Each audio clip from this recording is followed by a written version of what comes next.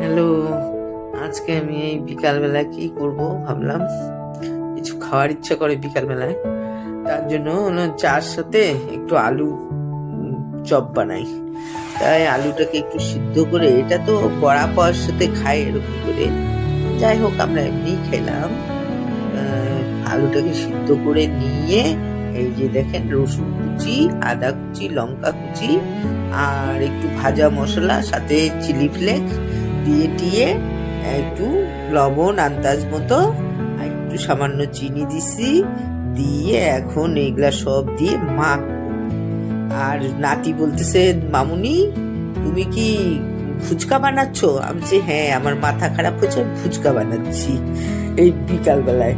আর এই যে বেসনটাকে একটু লঙ্কার গুঁড়া, হলুদ আর একটু লবণ দিয়ে সুন্দর করে এটাকে ব্যাটারটা বানায় নিব।